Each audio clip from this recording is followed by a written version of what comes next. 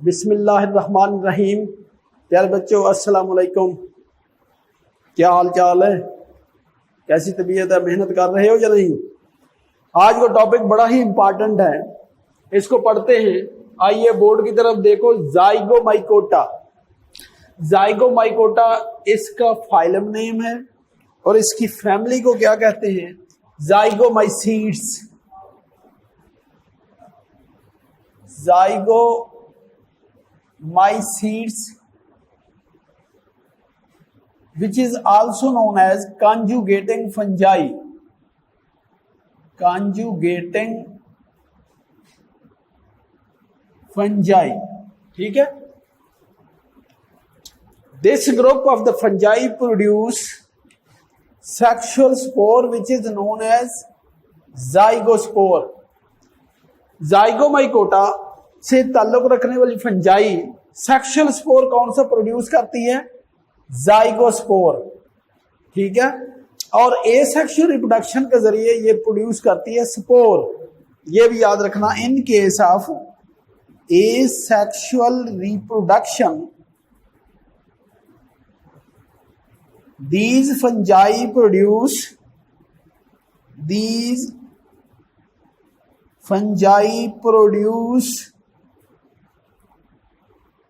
Spore, यानी asexual reproduction spore के जरिए होती है और सेक्सुअल रिप्रोडक्शन जाइगोस्पोर्स के जरिए होती है। जाइगोस्पोर होता क्या है? ये बड़ा इंपॉर्टेंट पॉइंट है कि जाइगोस्पोर बनता है टेम्परेरी, डॉर्मेंट यानी inactive, thick walled resistant reproductive spore called as zygospore.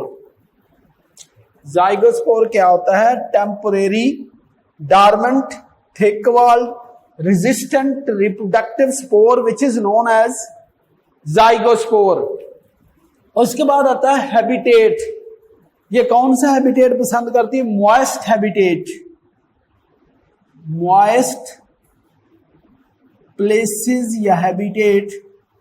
उसके बाद जाइगोमाइकोटा के हाइफी कैसे होते हैं? Aseptate, septate hyphae which is also known as coenocytic hyphae. Zygomycota की जो इंपॉर्टेंट या कॉमन एग्जांपल्स हैं वो कौन सी है? राइजोपस, राइजोपस जिसको हम ब्लैक ब्रेड मोल्ड भी कहते हैं, ब्लैक ब्रेड मोल्ड। दूसरी एग्जांपल है पीलोबोलस,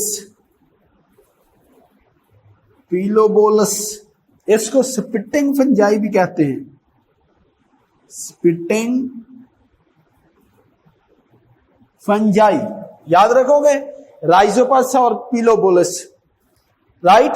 डियर स्टूडेंट, कोई ऐसा स्टूडेंट नहीं होगा जिसने ब्लैक ब्रेड मोल्ड नहीं देखी होगी। अचार पे, डबल रोटी पे, या बाज को आता पिज्जा खरीद के लाते हैं तो पिज्जा के ऊपर भी ये फफूंदी लगी हुई होती है और ये खुराक को खराब कर देती है, स्पॉइल कर देती है, ठीक है, स्पॉइल कर देती है, बिल्कुल खराब कर देती है। और ऐसी डबल रोटी खाने से बंदा बीमार हो सकता है। अब है कि ये राइजोपस का लाइफ साइकिल है, इसको जरा देखिएगा कि ये एक फंजाई है या राइजोपस है जो ब्रेड के ऊपर ग्रो करती है। वो हाइफी जो पेनिट्रेट कर जाते हैं ब्रेड के अंदर, इनको हम कहते हैं rhizoid. Rhizoid penetrate into the bread. और उसके ऊपर ये जो हाइफी है, the hypha which carry sporangium known as sporangiophore. इसको क्या कहेंगे? स्पोरेंजियोफोर। कि ये वो हाइफी है जिनके ऊपर स्पोरेंजियम लगती है। ये bag like structure known as sporangium. Sporangium के अंदर क्या होते हैं? स्पोर। स्पोर कैसे बनते हैं? They are formed with the help of meiosis, यानी ये स्पोर बन गया। देखो ना 2n नंबर था इसमें, जब इसकी मियासिस हुई तो हैप्लॉइड स्पोर बन गए, ये स्पोर बने हुए। ये स्पोर किसी नमी वाली जगह पे गिरेंगे तो ग्रो करेंगे, वहां जाके न्यू फंगस या न्यू राइजोपस प्रोड्यूस हो जाएगी। जब ये रप्चर होगी बाय विंड, हवा के जरिए ये एक जगह से दूसरी जगह जाके अगर मॉइस्ट प्लेसेस पे गिर जाएंगे तो ये ग्रो करेंगे, और ये प्रोसेस हो गया एसेक्सुअल रिप्रोडक्शन का।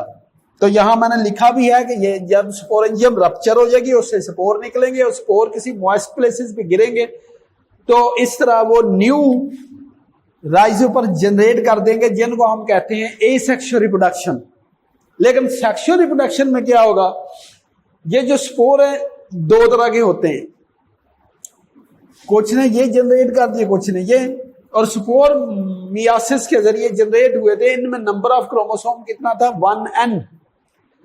जब दो मुख्तलिफ किस्म के हाइफी जनरेट हो गए, अब इसमें भी देखिए वो हाइफी जो हॉरिजेंटली ब्रेड के ऊपर ग्रो करेंगे उनको हम कहते हैं स्टोलोन, स्टोलोन। और जिनके ऊपर स्पोरेंजियम लगेगी उसको हम क्या कहते हैं, उनको कहते हैं स्पोरेंजियोफोर। ये दो देखो मुख्तलिफ कलर से फंजाई शो की है, यानी स्ट्रक्चरली तो सिमिलर है लेकिन इनमें जेनेटिकल मटेरियल मुख्तलिफ होंगे। एक को हम कहेंगे पॉजिटिव मेटिंग स्टेन, क्योंकि मॉर्फोलॉजिकली सेम है लेकिन जेनेटिकली डिफरेंट है, but they are the compatible. Compatible का मतलब होता है ये आपस में मेटिंग कर सकते हैं, सेक्सुअल रिप्रोडक्शन की तरफ आते हैं। ये पॉजिटिव हो गया। इस स्टैंड को हम कह देंगे नेगेटिव, नेगेटिव मेटिंग स्टैंड। और ये इनके रॉइजॉइड हैं जिनके जरिए ये किसी भी चीज में ग्रो करेंगे। अब देखो दो हाइफी, दो मुख्तलिफ राइजोपस के hyphae come close together, the hyphae of two Rhizopus will come close together. और ये डिफरेंट मेटिंग टाइप के होंगे, यानी स्ट्रक्चरली सेम लेकिन जेनेटिकली डिफरेंट। जब ये एक दूसरे के करीब आएंगे एक दूसरे से मिल जाएंगे, जैसे आप इस शक्ल में देख रहे हैं। मिलने के बाद ये गैमीटेंजिया बनाएंगे। देखो दो आपने स्ट्रक्चर पढ़े, एक स्पोरेंजिया दूसरा गैमीटेंजिया। स्पोरेंजिया, स्पोरेंजिया स्पोरेंजियम की प्लूरल है। Spore containing structure known as sporangia, spore containing structure called as sporangia. और गैमीटेंजिया क्या होगी, गैमीट कंटेनिंग स्ट्रक्चर। गैमीटेंजिया में क्या होगा, इसके अंदर होंगे गैमीट्स, ठीक है। ये दो स्ट्रक्चर बन गए, यानी ये एक गैमीटेंजियम ये है और एक ये है, तो दोनों को गैमीटेंजियम एक को कहेंगे और उसका प्लूरल है गैमीटेंजिया, ठीक है। अब इनकी सेंटर वाली वॉल भी रप्चर हो जाएगी। रप्चर होने थे दोनों के गैमीट आपस में मिल जाएंगे। जब गैमीट मिलेंगे, देखो इनमें नंबर ऑफ क्रोमोसोम गैमीट में कितने होते हैं, 1n। जब 1n + 1n मिल जाएंगे तो ये बन जाएगा जाइगोट। 1n + 1n = 2n। ये क्या बन गया, ये बन गया जाइगोट। और जाइगोट के गिल्ड कुछ टाइम के लिए अगर अनफेवरेबल कंडीशन हो तो हार्ड कवरिंग बन जाती है। ये देखो हमने पढ़ा कि temporary dormant thick walled resistant reproductive spore, ये रिप्रोडक्टिव स्पोर बन गया। कैसे बना, जाइगोट से। ये कौन सा होगा, थिक वॉल्ड डॉर्मेंट यानी इनएक्टिव और मोटी दीवार वाला, इसको हम कहेंगे जाइगोस्पोर। ये जाइगोस्पोर जब किसी नमी वाली जगह पे गिरेगा, गिरने के बाद वहां से पानी वगैरह को एब्जॉर्ब करेगा, एब्जॉर्ब करके ये जर्मिनेट शुरू कर देगा। इसको हम कहेंगे जर्मिनेटिंग स्पोर। कौन सा, जाइगोस्पोर। जाइगोस्पोर जर्मिनेट करना शुरू कर देगा, उसके ऊपर हाइफी डेवलप होंगे। और चूंकि ये 2n था, इसके अंदर मियासिस होगी। Myiasis occur during germination. जब जर्मिनेशन होगी तो मियासिस होगी। जब मियासिस होगी तो स्पोर जो प्रोड्यूस होंगे उनमें नंबर ऑफ क्रोमोसोम कितना होगा, 1n। इनमें नंबर ऑफ क्रोमोसोम कितना होगा, हैप्लॉइड। और इस तरह ये अपना लाइफ साइकिल कंप्लीट कर लेगी। ये आमतौर पर शॉर्ट क्वेश्चन में आता है, लेकिन ये लॉन्ग क्वेश्चन में भी आ गया तो आपने ये डायग्राम बना के और इस डायग्राम को एक्सप्लेन कर देना। देखो यहां मैंने लाइन ड्रा की, इसके ऊपर नंबर ऑफ क्रोमोसोम है 1n, यानी ये जो स्पोर से प्रोड्यूस होने वाली राइजोपस है, इसमें क्रोमोसोम की तादाद कितनी है? हाफ या हैप्लॉइड। सिर्फ जाइगोस्पोर में क्रोमोसोम की तादाद जो डिप्लॉइड हो सकती है। ठीक है, तो आप इसको अच्छी तरह याद कर लेना। इसके बाद आज का टॉपिक है एस्कोमाइकोटा। आज हमने दो पढ़ने, एक तो जाइगोमाइकोटा पढ़ा है और दूसरा एस्कोमाइकोटा। अब देखो Ascomycota which is also known as ascomycetes, इसका दूसरा नाम क्या है? एस्कोमाइसीड्स। एस्कोमाइसीड्स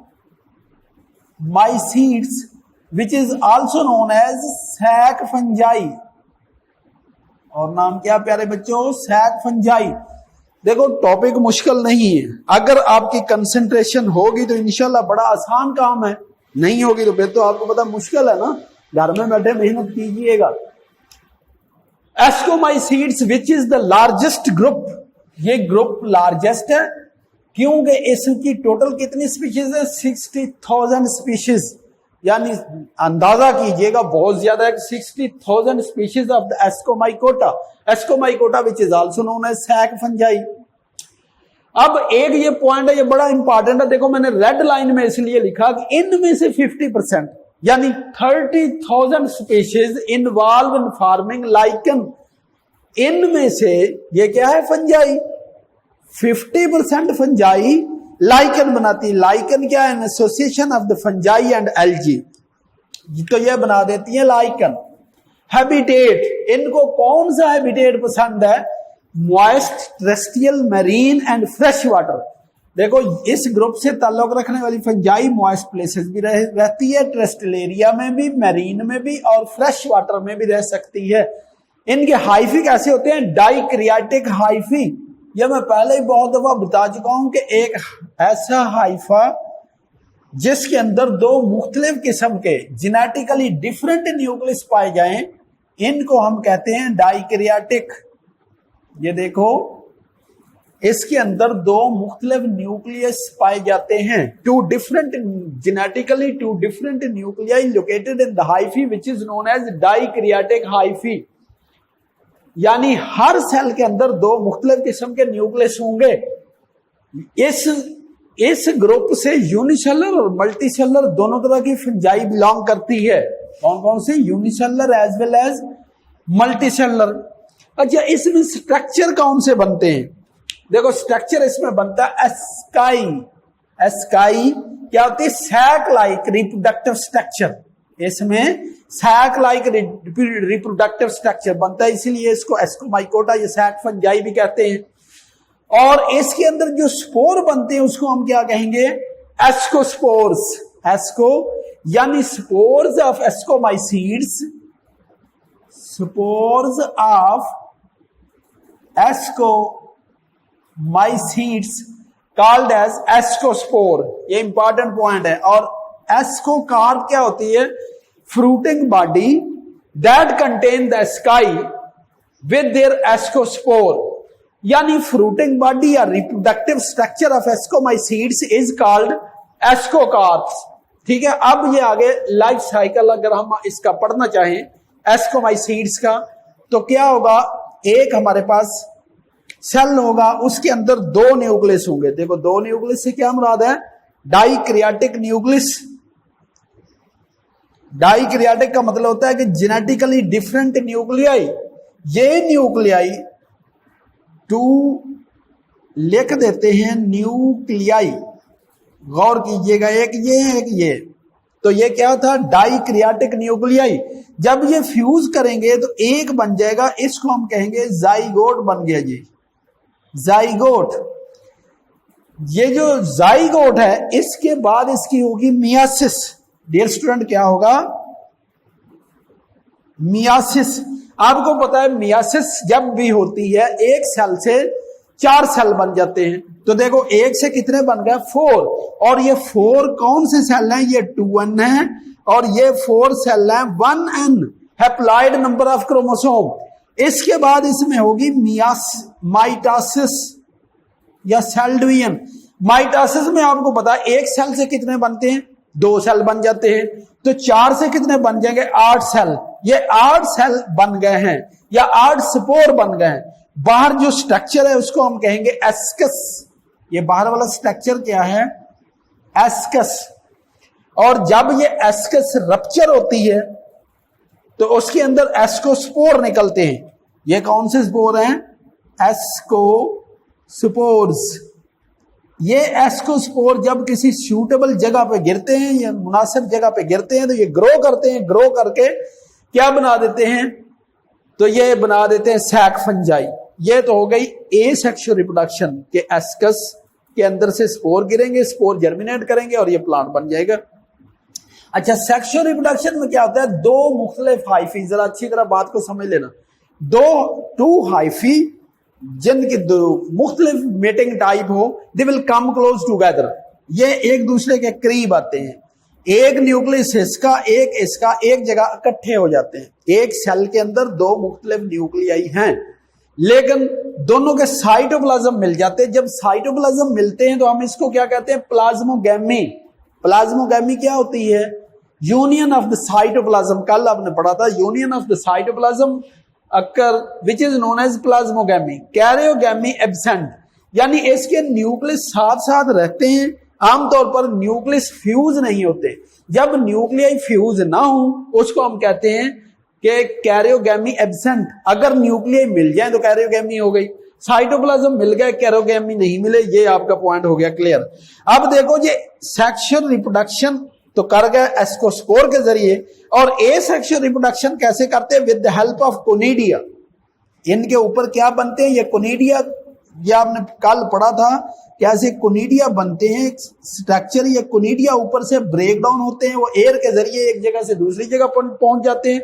जब वो ग्रो करेंगे या किसी मुनासिब जगह पे गिरेंगे, पानी वगैरह को जज्ब करके ये ग्रो कर जाएंगे। ठीक है। अच्छा, एक चीज मैं बताना भूल गया कि इसकी एग्जाम्पल्स क्या है।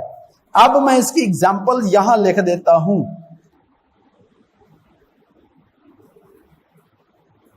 एग्जाम्पल्स, ठीक है। Number 1, yeast, powdery mildew, powdery mildews, moulds, morels and ट्रोफल्स।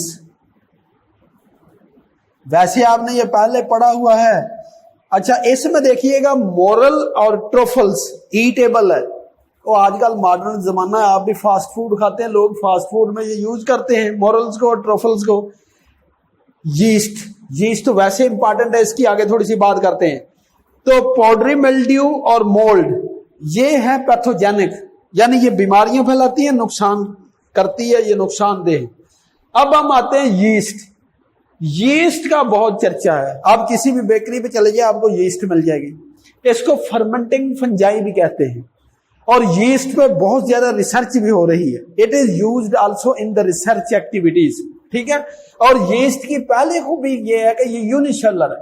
देखो, शुरू में जब मैंने ये पढ़ाया, मैंने लिखा था ये वाली बात के यूनिसेलुलर एंड मल्टीसेलुलर। बाकी सारी फंजाई मल्टीसेलुलर है। इसमें जो भी हम पढ़ रहे हैं सिर्फ ये यीस्ट यूनिसेलुलर है। नाम पढ़ो, देखो कितना प्यारा नाम लिखा है, सैक्रोमाइसीस सेरेविसी। क्या नाम है? Saccharomyces cerevisiae. अब याद करने का तरीका देखो, सैक्रोमाइसीस सिरिविसी। और सिरी को तो जानते ना, सिरी देवी वो इंडियन थी, वो तो बहुत हो गई बेचारी। सिरिविसी, सैक्रोमाइसीस सिरिविसी। लेकिन प्रोनाउंसिएशन सुनो, क्या है? Saccharomyces cerevisiae. ठीक है। इस पर बहुत ज्यादा रिसर्च हुई है। रिप्रोड्यूस बाय बडिंग, यानी यीस्ट कैसे रिप्रोड्यूस करती है? With the help of budding. अगर आपको याद हो तो कल मैंने बताया था कि ऐसे ऊपर बड बनती जाती है। ये देखो, बड बनती गई। ठीक है। ये यीस्ट के ऊपर ये बड अलहदा भी हो सकती है और बड हो सकता है साथ ही रहे। अगर देखो ये बड यहां से डिटैच हो जाती है, ये आगे दोबारा बड प्रोड्यूस करनी शुरू होगी। और देखो, बड को हम सेल डिवीजन भी तो कह सकते हैं। सेल डिवीजन इसलिए नहीं कहते कि ये इक्वल डिवीजन नहीं होती। एसिमेट्रिकल डिवीजन है, किसी भी जिम्मत को शुरू हो जाती है, तो रिप्रोडक्शन होगी with the help of budding. आगे देखो एक और बहुत इंपॉर्टेंट पॉइंट लिखा कि ये जो यीस्ट है ये फर्मेंटेशन के काम आती है, ग्लूकोज को एथेनॉल या कार्बन डाइऑक्साइड में कन्वर्ट कर देती है, ये डबल रोटी वगैरह बनाने के लिए काम आती है। Yeast reproduce sexually by forming ASCII और एस्कोस्पोर। अब देखो मैंने 2 पॉइंट बताए, उम्मीद है आप याद रखोगे। Mostly yeast reproduce with the help of asexual reproduction known as budding. Budding कौन सा तरीका? Asexual reproduction. और सेक्सुअल रिप्रोडक्शन भी ये करती है किसके जरिए? With the help of asci formation, ascospore, basidia और बसीडियोस्पोर फॉर्मेशन, जैसे हमने इसमें पढ़ा। देखो आज के टॉपिक है इंपॉर्टेंट, और मौसम भी ठंडा हो रहा है, रातें लंबी हो रही है, इसका मतलब आप ज्यादा से ज्यादा स्टडी कीजिएगा और अपना ख्याल रखिएगा, अपनी दुआओं में मुझे याद रखिएगा। With best of luck, Allah Hafiz.